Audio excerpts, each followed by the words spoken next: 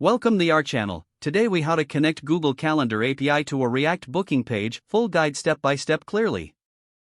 To connect the Google Calendar API to your React booking page, begin by creating a project. Navigate to the Google Developers Console at console.developers.google.com.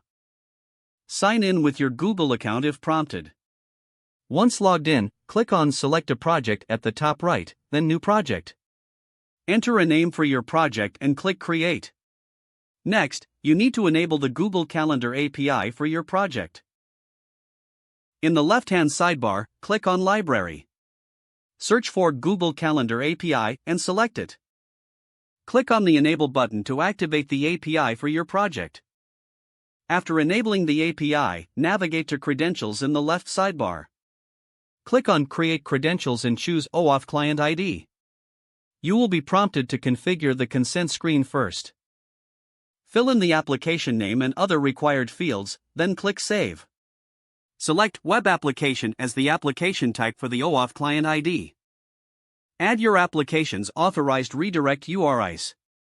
For development, this is typically http://localhost 3000. Click Create to generate your OAuth Client ID and secret. Make note of the client ID and client secret, as you will need them later. Next, install the required packages in your React project.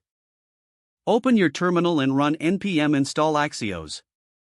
You may also want to install React Google Login by running npm install React Google Login.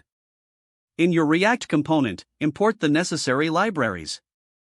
Import Google Login from React Google Login and Axios for making API requests. Set up a state to manage authentication details in your component. Use useState to create authentication state variables. Create a function to handle the login response from Google. In this function, you will extract the access token and save it to your state. Now, set up your Google Login button in the render method. Pass the necessary props, including your client ID and the response handler function. After successful authentication, use Axios to make a request to the Google Calendar API. Construct the API request URL to fetch calendar events.